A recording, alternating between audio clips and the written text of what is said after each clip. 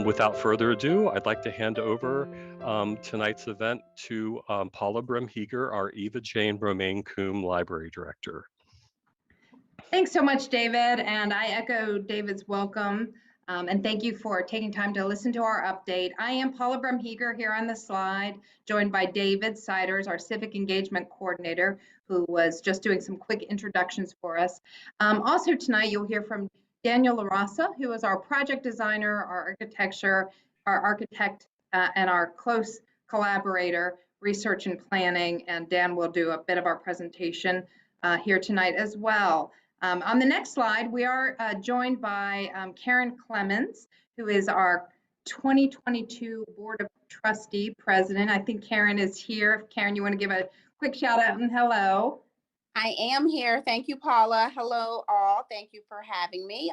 Like Paula said, I am Karen Clemens, the Board of Trustees President, and I am excited to be here and serve.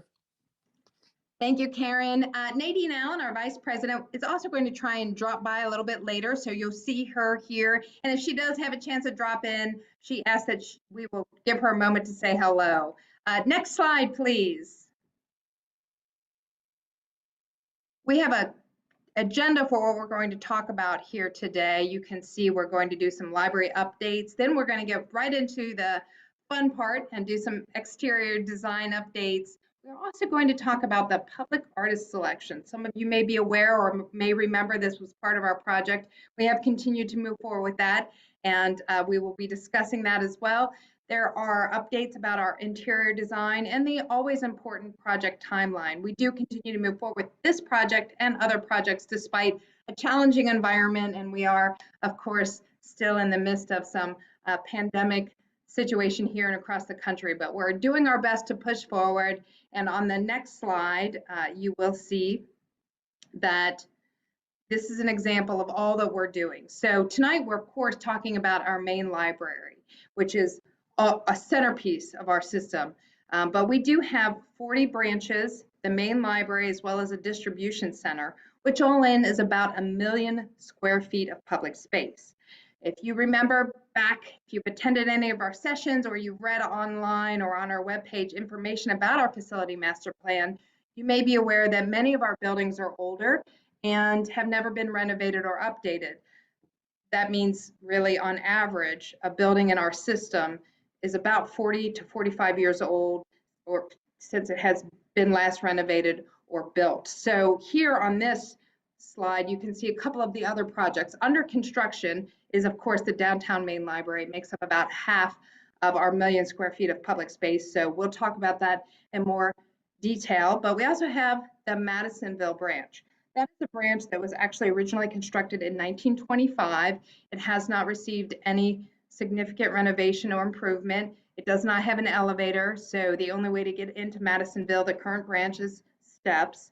So we are relocating across the street for the public space of the library there, and that will be happening this year. We intend to try and open that this year. We'll talk a little bit about the timing on some of these, but that is very much in construction. You'll also see Walnut Hills. This is another flagship project, a large next-gen library that was originally built in 1906. Again, that building, which is one of our original Carnegie buildings, 7 that we still have in operation of the original, I believe 9. It was never renovated substantially, and so we are renovating the original building and adding on. We'll have more than 20,000 square feet there. You can see that we also are doing what we're calling a branch refresh. If you're familiar with our system and you've been over to the Anderson Library over in Anderson Township, that was a refresh from 2021. So it's not as extensive as these other projects that I've just talked about, but it does refresh some of the buildings that are several decades old. Green Township was built in 1990. So that one is happening and again in progress.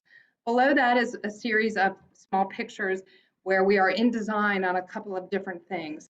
We have the West End project. That building was originally built in 1961, and that is part of a larger project plan that we've just moved forward with.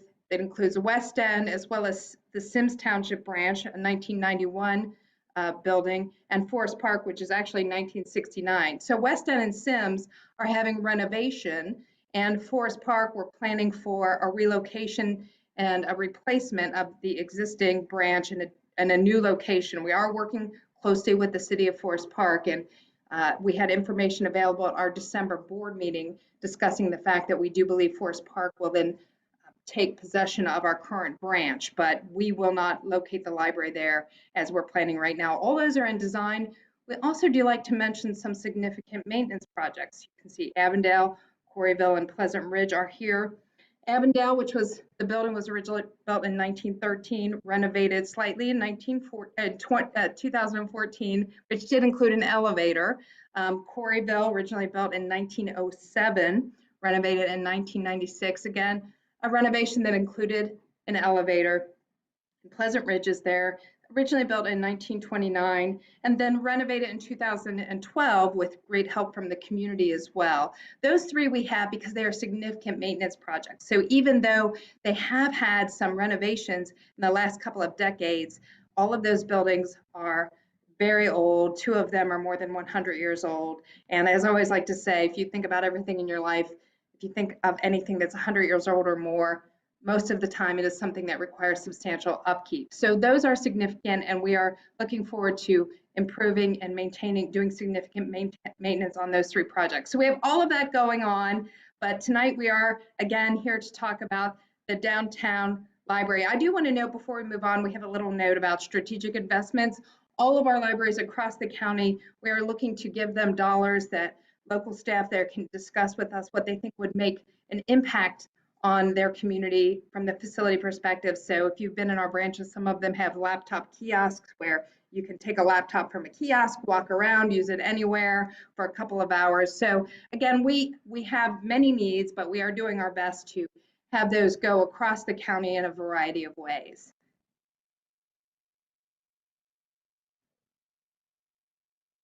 I think I'm now going to turn it on over to Dan LaRossa, who's going to get to the main library updates and starting with that exterior updates and design.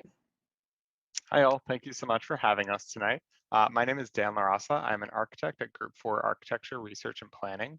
We are a firm that does public libraries nationwide. We've had the privilege of working with you all. We're going into our 4th year here, starting with the facilities master plan, and are really honored to be able to work on the main library and the system-wide improvements. It's really it's rare to have a community and a leadership group that's as visionary as you all have, and so really significant kudos to Paula, your leadership team, and the board for making these strategic investments somewhat early for the main library, which was built just after World War II. So we're getting a little bit ahead of that 100-year renovation and improvement cycle in order to keep the building really wonderful and improve and maintain its utility for the community, both downtown and countywide.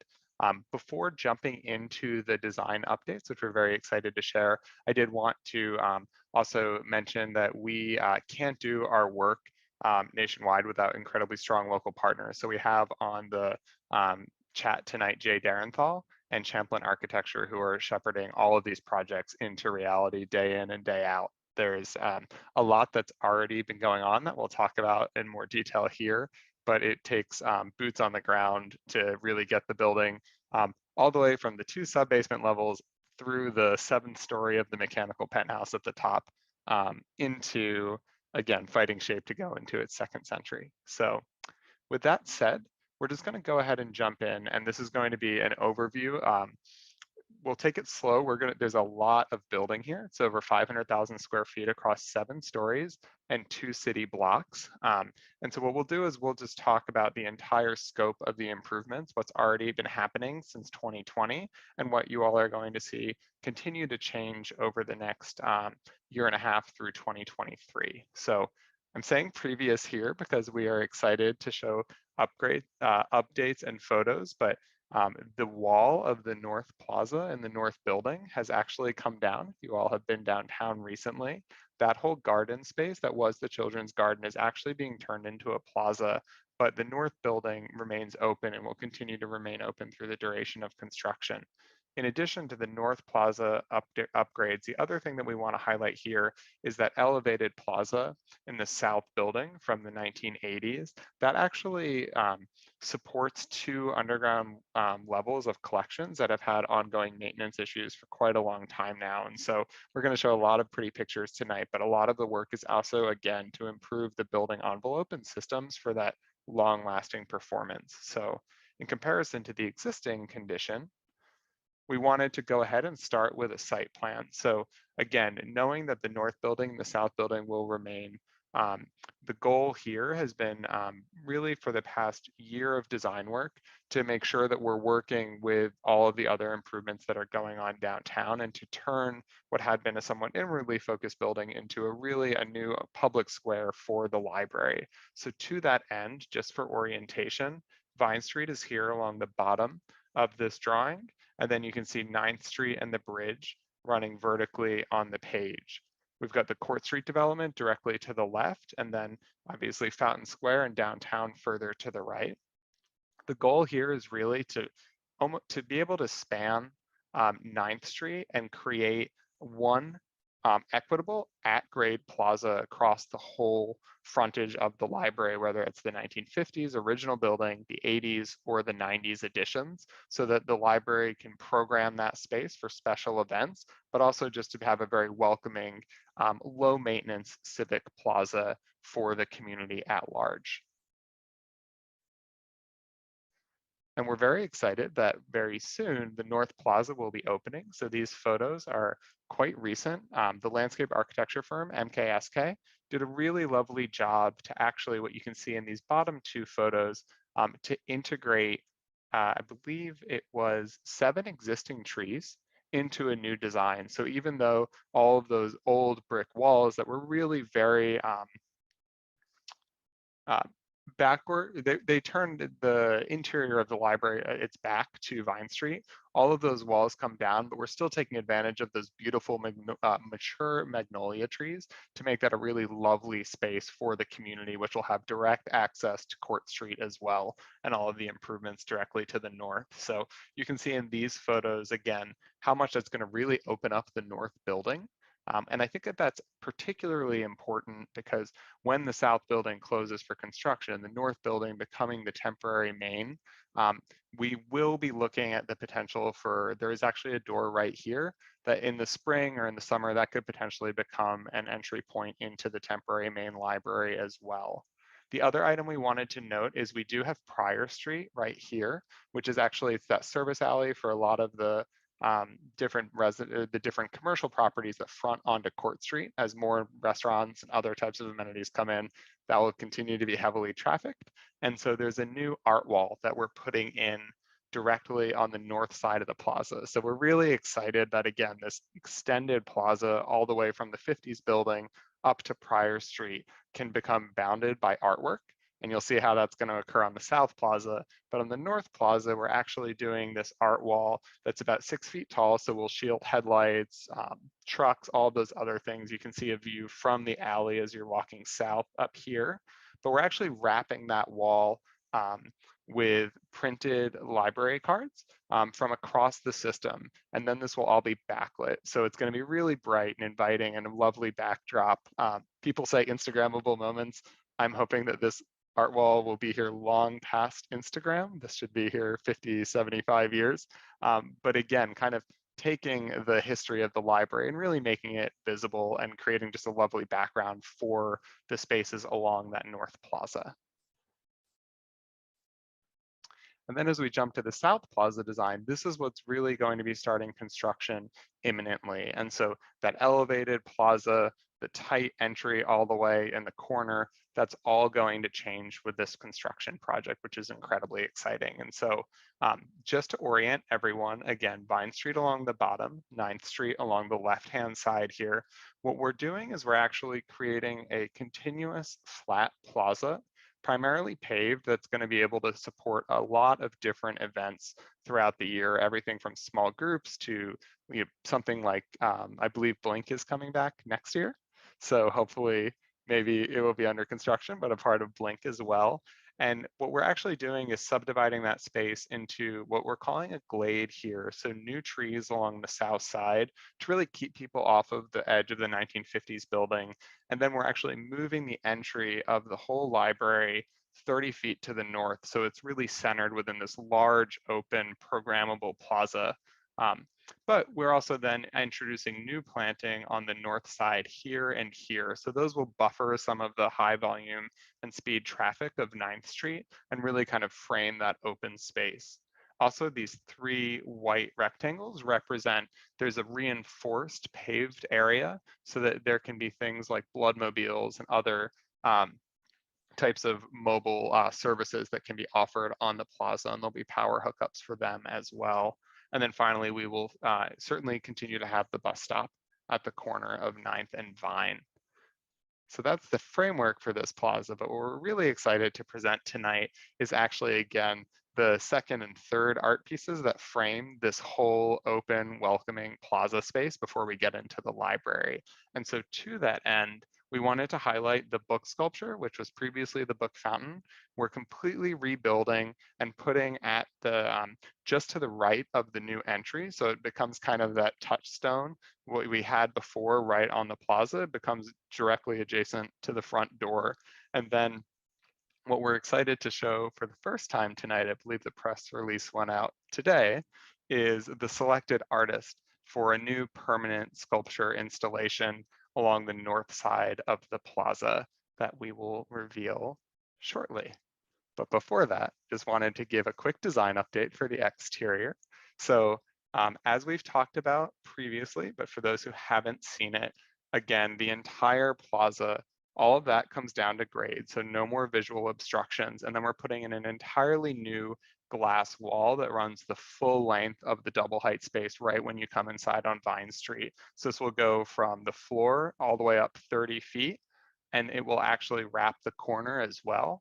That's going to allow really improved views into the library. So as previously the atrium was very enclosed, there was the ramp and the stair, and then the friend store up a level that really made everything kind of internally focused. We're really reopening the library and that atrium space out all the way to the plaza and the street beyond, and really allowing the library to show all of its exciting programming and spaces on the interior. And you can start to see that as we come a little bit closer here. So the vestibule, you'll actually see, we'll have a nice little bright pop of color. We'll have the book sculpture. It will not be white. It'll be all of the lovely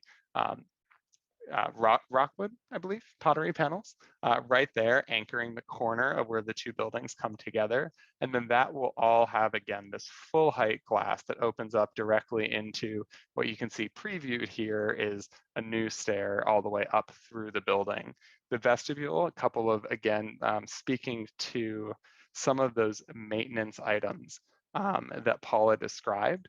Often when the library has been open in the winter, we would get lots of gusts of cold air. So part of the background for this work is we'll actually be working to pressurize the building so that in the winter and the summer, we'll be pushing air very gently out of the building and have heat curtains that blow air down within this vestibule so that we're really keeping the warm air or the cool air in the summer inside the building and not having all of that outside air come in, which I think is just really important for thermal comfort for people who are using the library and the atrium.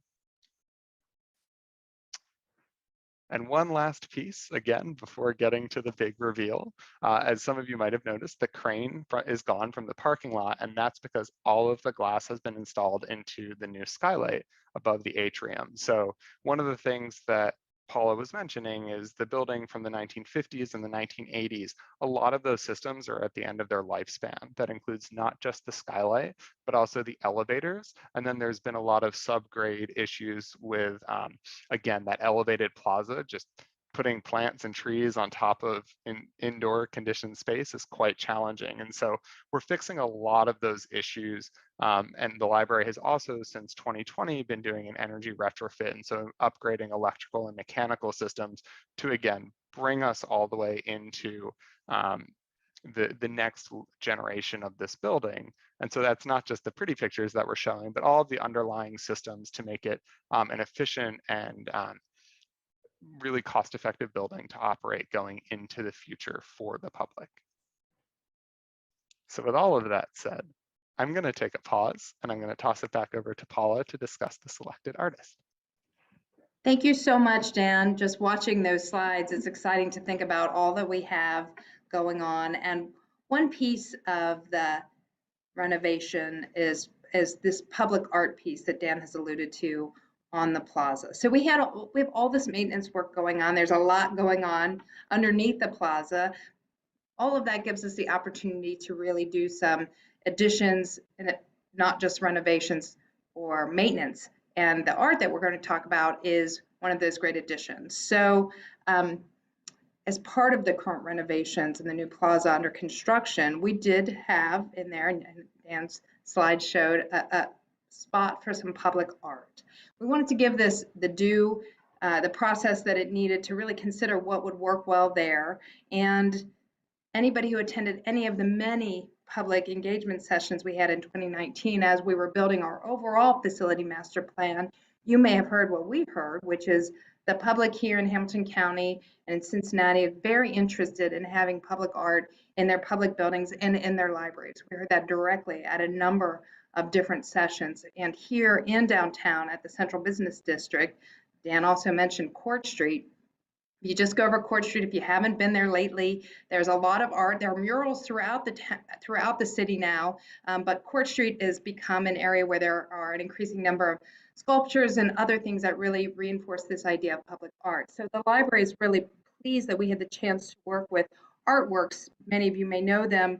They're an award-winning Greater Cincinnati nonprofit that transforms people and places through investments in creativity and art. So with the support of this idea from the public that we should have public art and working with the trustees, and thanks to Trustee Clemens as well as all of our board, many of whom have been on the board long enough to have attended those engagement sessions and understood the need for us to consider this, we ask Artworks to work to help us develop a request for proposal from artists throughout the country, really. And they are fantastic. They did a wonderful job. We actually received 144 applications to that request for qualifications, that RFQ we sent out from 9 countries and 36 US states. So highly competitive field, and we worked with Artworks to come up with a process to review those. They helped us narrow that large field of 144 down quite a bit. Then we had library staff from marketing, facilities, public safety, along with design professionals, including Dan and many members of the design team, review these submissions. We also worked with representatives from different organizations in the county to collaborate and offer their chance to weigh in on the submissions that we had narrowed it down with the help of Artwork. So all of that is to say that we came up with a short list of 3 finalists. Then library staff as well as design team members, and at that time, Diane Redden, who was the board president in 2021, we talked with, interviewed those design professionals, again, a rigorous process so that we could come up with someone who was really going to be great and a wonderful fit for this project. I will say all of the artists we looked at were amazing, so it was no easy task. We took all of that input and all of that feedback, and we did in the at the final selection that we have made is an artist named Jen Lewin. And Jen is someone who is going to create this monumental permanent public sculpture for our library in that outdoor area. You may not know it, but if you were at the Blink Festival in 2017, you may have seen some of Jen's art because she is an artist that really works in that space that Cincinnati and our region has become so known for, which is illuminated art and art that's really dynamic and interactive. So again, she has some connection to Cincinnati. She did participate in the 2017 festival.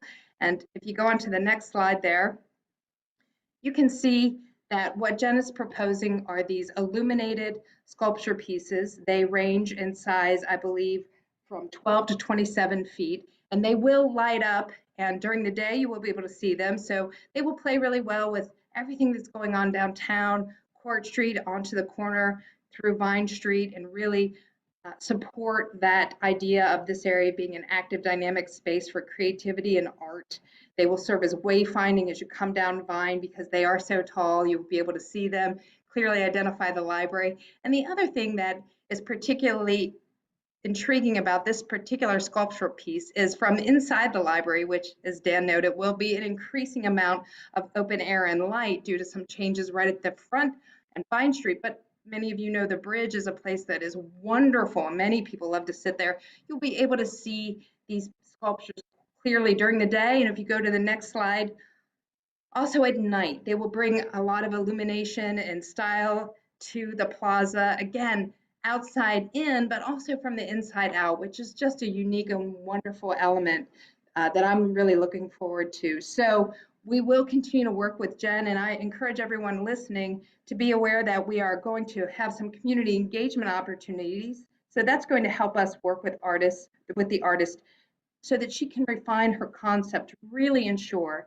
that it represents our community here in Cincinnati and Hamilton County. These pieces may not be placed exactly where you see. They may alter a little bit because we do want to refine the concept, but this is the spirit of what we'll be doing. Again, reflecting that interest and also engagement and enthusiasm for illuminated art that we have seen so clearly develop in the Cincinnati area, and we've become nationally and internationally known for.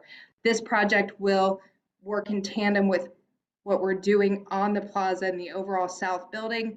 So it will not be actually unveiled in reality until the main library is reopened, and we'll talk about that timeline later. But we are so excited, and again, please watch for opportunities as we move forward for engagement and discussion, so we really get these pieces of art that are going to be so significant for us as part of what the community really likes to see reflected when they say, we want public art in our public libraries. Thanks, Dan. Thank you so much, Paula, for the big reveal. It's very exciting. And one thing I would recommend people do if they have time is to, and maybe we can actually put a link onto the library website as well, is to the artist's website. One of the things about these pieces is the 2D images don't do them justice. The color changing nature of them is very similar to Blink. They are dynamic and they can change, and the library and the artist can work to make special events for holidays or Blink or things like that. And so they have a real permanence. The silver part is actually brushed stainless steel, so they'll be really beautiful during the day, but at night they will really come alive. And I think, as Paula was saying, kind of define Vine Street as you're approaching on foot from over the Rhine, or if you're driving north or on the bus heading north from the banks. So we're really excited as a design team with this artist and all that the artwork will do to really announce the revitalized main library. So with that said, it's a tough act to follow, but we are going to try to show an update on the static pieces of the architecture, things that we can't be quite as dynamic as an artist, but as designers, Jay and myself have been spending quite a lot of time diving deep into this building. And so we'll give an overview today, but I do just want to kind of, again, ground it all. And this building is incredibly complex and large. And so a lot of what we've done, and we've talked about this in previous community meetings, is trying to kind of shake the building a little bit and understand how we can synthesize public spaces and programs and co-locate them in a way that is going to really create the best experience for library users. And so to that end, we just wanted to start with a floor plan. And so what we're going to talk through here is just how that first floor of the South building will lay out. It's a quite large space. It's 45,000 square feet, so larger than any other building, correct, Paula, in the system, just on the first floor. And so we want to be make sure that it's a space that welcomes everybody. And so to that end, I'll go through how the first floor lays out, but we've got Vine Street is now on the left, Walnut Street is on the right, we've got 9th Street at the top of the drawing, and 8th Street on the bottom. And so one of the things that we heard a lot during community listening sessions was the challenge of actually crossing 9th Street when the children's space was on the north building first floor with that walled garden. And then a lot of the other public spaces were in the south building that you would have to continually traverse across the road. So inclement weather, if you're coming, you know, as a family group, or, you know, siblings of different ages, that all of a sudden you were having to physically cross a street. And so what we've tried to do here when we've taken out the mezzanine level is really create spaces for everybody in the first floor south building, which would include a multi-generational branch with collections for everybody, new community meeting rooms, and then the dedicated kids and teen areas and story time within the 1950s building. I did want to mention before I go into the individual spaces here, the Friends Shop is moving to the warehouse location. They've kind of made that choice and are really liking being at the warehouse. And then also, I just wanted to, again, we'll talk in more detail about the 1950s building, but highlight all of the other improvements to this floor will include new restrooms as well, in addition to the restrooms that were upgraded in 2018. So with that said, taking a quick walk through the floor plan, we're going to maintain the approach from Walnut Street as well as the new revitalized approach from Vine Street. And then we'll enter through that double height space into the atrium, which will be really a gracious, welcoming, newly skylit with no leaks space that'll have marketplace and collections. To the north, where it used to be partially elevated with the stair and the ramp, we're actually putting in a three-way divisible community room. So this will be able to work for small group meetings of 15 to 20 people, or spaces for performances of up to 100 people. So it's really a highly flexible space, again, trying to stretch and make this first floor as flexible and almost a Swiss Army knife as possible. We're really excited that that atrium space is then all going to gather around a new social stair. So a space just for informal and impromptu hangouts, but also for speakers and other events after hours that could really become a gathering space for the community, but is also just welcoming and really focuses on accessibility and equity, that people don't all have to cluster at the elevator, but you can choose to take the stairs if you would like to. And that stair will go all the way up to the third floor. You'll see that. We're really excited for how that will frame the east side of the space, where previously it was just kind of the book drop.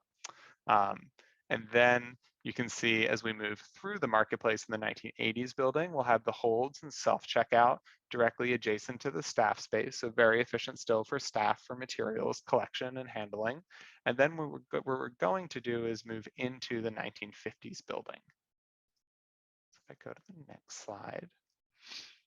Here, we're really excited to create this intergenerational branch with new and popular materials, but you can also see highlighted in this magenta color, we're going to be installing meeting room pods. And so, you know, it's been a challenging couple of years, but we do see a future where people are able to gather in small groups and be able to collaborate. And so these are the types of spaces that haven't previously existed in the library that the library is investing in right now. They're actually on, some of them are already installed on the bridge over 9th Street for people to be, again, able to have a dedicated space for focused study. And so those are both in the overall public area, and then we also have a cluster of them that opens to both the teen and children's areas. And Paula, I'll take a quick pause really for you. Thanks, Dan. I believe Judge Allen, Nadine Allen, has joined. She is our vice president of our board. Nadine, I just wanted to make sure you had a chance to give a shout out and say hello if you can at this point. Fantastic. I want to welcome everybody to this wonderful session because I'm learning a lot, even though I've been attending many meetings. It's been somewhat in bits and pieces covering, 41 libraries. And so it's been kind of like a Rubik's Cube. So this for me is also, thank you, Paula, because I'm like, oh, okay.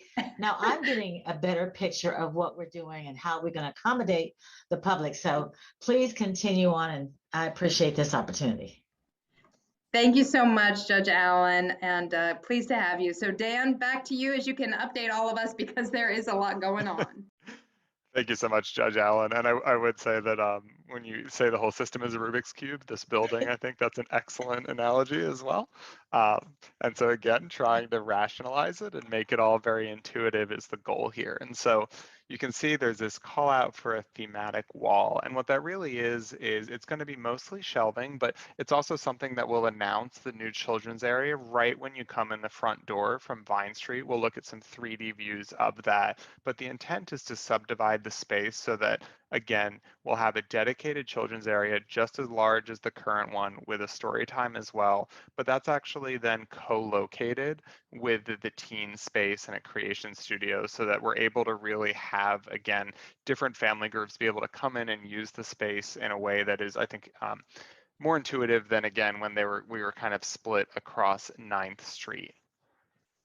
And one last item to highlight as well, there will be 2 new banks of restrooms on the first floor. So in, again, the public space, we're going to have 4 new toilets. I say fixtures, sorry, that's architect speak. 4 new toilets right when you come into the 1950s building. And then there will be new children's dedicated restrooms with appropriately sized facilities for kids as well. And there will also be a Serenity room within that space. So, and finally, last but not least, I should have mentioned the reading garden. There will be, I will go back one slide. We're actually going to introduce a new door into the reading garden from the Walnut Street Plaza. Currently, the door is hidden around a pretty big storage area, and we want to make sure that people can use and access that space because it is magical. And so that will hopefully see some additional improvement and foot traffic as well. Okay, so moving very quickly, we did want to just take a minute here to talk about the original 1950s building was actually had some pretty trendy stuff that has been taken out over time, but not everywhere. It had this really beautiful Venetian glass tile that you can still see in quite a few places on the elevators in the 1950s building. And then also you can see here in the tower room on the 3rd floor, if you've ever had a chance to visit, some pretty funky, neat colors. And so in addition to the angled walls and other things that occur, that they're subtle, but they're there. And so a lot of what we've done on the design side over the past year is trying to find a way to inject some of that whimsy and playfulness back into the rest of the building. And so we've used this as a touchstone, and we really see that kind of allowing us to make a space that is exciting and dynamic and fun to visit, in addition to all of the wonderful core services that the library offers. And so with that as a baseline, the first photo or the first rendering that I'm showing is actually right when you come into that double height space. And so we particularly chose this one to say that when you come into the building, there'll be kind of nice flexible seating areas. There'll be someone to greet you right away before you would go to that community room. But when you come in the building, the artwork is so wonderful and exciting and dynamic, and all of the new trees and other pieces on the plaza, that we really see that connection to the plaza as kind of giving you that vitality and color. But we know that as you come further into the building, it becomes more important to use these bright colors as a way to really create a new perception of the library and tell the story about Cincinnati. And so what we're actually doing here is starting to put in some new colored glass and other items, including that thematic wall. So even though we have all of the very rich colors of the brick, it's a very earthy building currently, and then the donor wall as well, we want to just introduce some of those bright colors from the 1950s building into the 1980s as a wayfinding device, and also, again, just to freshen up the space. And that all then culminates in the most colorful portion, which is under that great new skylight that just got installed. And so we're really excited here. These colors are still in progress, but the design intent, we're really excited. We're kind of thinking of it as almost Cincinnati's jukebox. So building on the musical heritage and wonderful history of all these different types of musicians that performed in Cincinnati. We've actually been taking the library's catalog of King Records albums and color coding those, and are looking at that to make this custom glass guardrail that will really shimmer, and you'll actually be able to go up to it and kind of read different albums from different years as a way to really take that current atrium, which again is very monolithic and heavy, and start to make it something fun and inviting that you really will be drawn up those stairs to the different spaces on the second floor and then up to the third floor as well. So we're really excited about this. We'll be painting some of the brick just to brighten it up so that you'll get more light from that skylight coming down. And then in select locations, we'll actually be taking out some of the original brick guardrails so that you start to get hints of what occurs on those upper levels to start to kind of draw people up. Even though most of the improvements are on the first floor, there is, to Judge Allen's point about the Rubik's Cube, there is a conceptual framework and master plan for improvements to the building on the upper levels in the future as well. But this whole stair will be in this phase. And then just as we come up the stair, you can start to see how it really will connect in seamlessly to the second floor, up and past the closed stacks of the C and D levels. And then actually, when you get to the top, if you all have been to the third floor, there's that wonderful deck that exists on the west side. And this will actually kind of lead you directly out in that towards the west to those lovely views out across the city. And you can see as well that at each floor, we start to really connect with the new and improved elevators so that whether you're taking the elevator or the stair, it's an equitable and shared experience across the building vertically. Oh, one last thing before I go on this slide, the donor wall will also be getting improved lighting. I believe that the library is still taking new plaques and donations. So that will continue to play a part in the overall design of the atrium. So very quickly, coming all the way back down to the first floor, we did just want to show a couple of the other spaces as you move through the building. So this again is that new community room. So you can see here, this is in the open configuration. So one large space. Again, acoustically separated, but highly visible from the front door, which you can see right here, so that people really can know where they're going if there's a program or an event. But then you can see there are these tracks in the ceiling, and so this can be subdivided into three, separate rooms as well. And then also just quickly, the last view of the first floor. Again, we don't want to forget about the Walnut Street entry. And so what we're looking at here is right after you've come into the building from Walnut Street, we're actually looking to paint a row of columns in that same whimsical color gradient that we're going to have in the atrium as a wayfinding device. And so there might be some signage or other things that will be tied to it as we get further into the signage design process this year. But the notion is that this, it is a sea of columns currently. And so we're going to try to create a hierarchy so people you can say, hey, head to the blue column, take a left, head to the green column if you're a team, take a left, so that you can start to find your way through the building more intuitively than it currently can be. Sometimes hard to orient yourself. And so using architecture and design as a way to help this become legible for the community. And you can kind of see here peeking out, it's still in design, but that thematic wall as well is just a way to kind of cue people in that there's something fun, whimsical, and for families around the corner. And then one other space we're very excited to show tonight is what is currently, I think this is a working placeholder title, the Community Story Center. And so taking your wonderful librarians from genealogy and local history, and we're actually moving a lot of their spaces and interactive collections, different ways to kind of pull local history out and make it a part, something that you can really access and interact with. That is going to be on the second floor, right at the top of that brand new stair. And so we see this as a place that you're just going to naturally be drawn up to and be able to really interact with the wonderful collections and the wonderful librarians at the main library. It becomes a focal point for the top of that stair.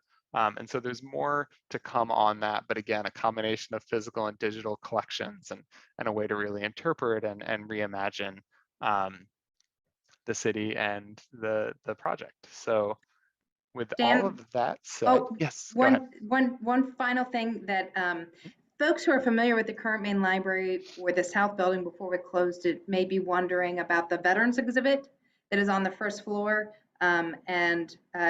We've been wanting to make sure everyone is aware we are a Veterans Memorial Library, and we do think that the Story Center will give us the opportunity to highlight and contextualize that element as well. So it will also be highlighted and moved to this area, which is focused on the community's history, living history, and also that element that currently is on the first floor, but a little tucked in the corner. So this is a great opportunity to bring that forward and make sure everyone in the community is aware of that as well. Yeah, that's a great point, Paula. My apologies for not mentioning that. And the other element to that is that this is just the view of the east side of the second floor of the atrium, but actually the floor reference collection, the other unique collections for genealogy and local history will be on the floor on the second floor as well, even all the way to that bridge that overlooks the new plaza and the double height space out to the west. And so we're really excited that the vast majority of the improvements, again, are the first floor of the South Building, but that we can take genealogy and local history and create really through something as simple as new carpets, new paint, some signage and some new technology, really revitalize that space as a draw up to the second floor. So it seems kind of like the perfect capstone to this phase of the building project. Yes, and I think too, it's a wonderful example of how the design is, as you said, kind of leading people through the building. So the first floor will be very dynamic and active. The second floor will have this local piece. And then folks who are looking for that experience that they may have had at the main library, many parts of the second floor in particular will be somewhat familiar to them, if not aesthetically a little bit improved. And also on the third floor, we will continue to have the Stern Cincinnati room, which has our rare collections. And so we are bringing that forward and also kind of offering folks a chance to navigate through the building a little more effectively and find all the gems in a different way. May I ask about, are you going to get to maybe discussing where the maker space is? The maker Yes. space? Okay. Where the maker space and the tech center are going to remain as they are right now in the north building. So we're doing a tech tower. It's a great question, and we definitely want people to understand that will be, it's a sort of a multi-phased project, but we have found that during the pandemic, we moved the tech center to the first floor of the north building, and we have found that people have really appreciated having the tech center and the maker space together in that north building and having that functionality there. As Dan noted, the children's area used to be on the first floor of that building. There was a lot of need then for families to walk back and forth across 9th Street. And I can tell you from having walked this building many years, it takes some time to get from the first floor of one building to the first floor of the second. You have to go outside unless you want to go upstairs. And that's me as what our architect friends sometimes call a temporarily able-bodied person. Like I can move around, but I don't have a stroller and other things that maybe I'm taking with me. So we have found that marriage of the technology in that north building to be really effective, and we're leaning into that, and so using the south building in a different way, particularly that first floor. Which actually perfectly segues into the conversation about phasing and all of the exciting changes that you all have been seeing from a distance, but you're probably curious about when all of this will go from being pretty pictures on a screen to a real experience that you can go and inhabit and enjoy. And so to that end, as always, the second to last slide is the all important timeline about when this is going to occur. And so I'm happy to speak to this, or Jay, if you have any interest, if you want me to put you on the spot, since Champlin is doing such great work to shepherd all of this into reality. If you want to take it away. Well, as you can see, thanks, Dan, we have a number of projects going on which has been discussed. We've got the North Plaza, the skylight and elevator. You can see by the timing shown in the schedule that those will be done this year, actually early this year. The actual South Plaza design and construction, that will be ready to be turned over to the library in by the end of the year in 2023. So in a nutshell, those are the dates and the times, and we're working feverishly to get to make that a reality. Thank you so much, Jay. And I think the key on the bottom, the most important part, the most important row of this timeline is that the north building will be open throughout the duration of construction for continuous library service. So there will be a lot of changes. There will be heavy equipment and people digging things out and tearing things up, but at the end of the day, library service will be continuous. So again, as architects, we just draw the final picture, but you know, your library leadership team is just really excellent at making sure that while we all make a mess, that you all are getting the exact level of service that you've always had from the library. So just a couple of quick wrap-up points is that the plaza demolition work is starting quite soon, and so we will see some sidewalk closures this month. And then the construction work really will begin in earnest by the middle of this year. And then again, we all know that it is a somewhat complex time, I guess would be an understatement. And there's all sorts of things up in the air in terms of construction and other items, but the goal is to reopen the building in late 2023. So I sometimes maybe speak too boldly, Paula. Does that, I believe that meets all of the library's expectations?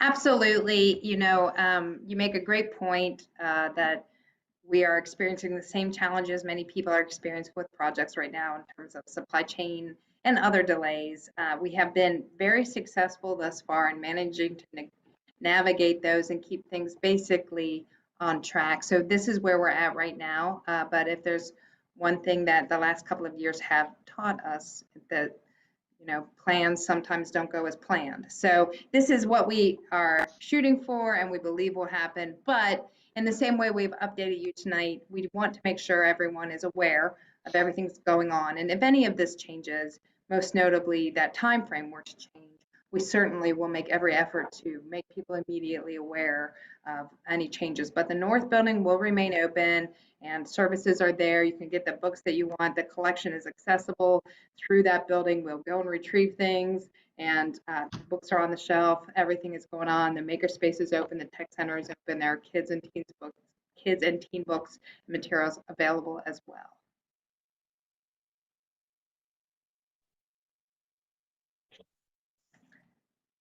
I think that is just about an hour. And David, I don't know if you want to round up with suggestions if people watch this not live and they want to follow up with getting more information or any responses, the best way to do that. I will say thank you. Thank you to Karen Clemens for stopping by, our trustee board president, and of course, Judge Allen, who is the vice president as well. Appreciate that.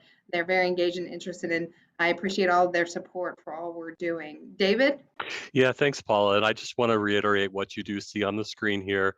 Keep your eye on our website for Next Generation Library at cincinnatilibrary.org. I take a look all the time. There's a wonderful photo gallery of what's happening at Maine and at our branches, as Paula touched on at the beginning of this presentation. And we just want to extend our gratitude for all of the engagement that our communities have had with us in shaping and designing these projects. It's all about you and our community and your public library. So keep your eye on our Next Generation Library webpage for all the updates. And we just thank you sincerely for being with us tonight. And do take a look at the unveiling of the art designer from, I'm gonna have Paula going a little bit more depth, but blank has been chosen and you can take a look, and my friends are all excited about that. Yes, I agree. And to watch that unfold, we will be keeping the community informed and we will engage on that. It just looks like a great project. We put our press release out today. If you have questions about that, let us know. And the slide deck here has the conceptual idea, but we do anticipate having updates on that. And we are really interested and engaged. Again, it just reinforces the cool Blink illuminated art, and I'm so pleased and honored that the library can participate in that part of the art scene that our region is becoming fairly well known for, I think. Thank you very much. David or Dan, Judge Allen, anybody have anything else? If not, we can say goodbye, and please keep watching our website for the updates and the art updates, as well as the overall branch updates. We have a lot of great things going on. And thank you to Daniel for the wonderful virtual tour tonight. Thank you all so much. It's always a privilege to work with you all. Thank you, Paula. Thank you. David and everybody Thank you. on board. Have a good evening. Thank you. Bye.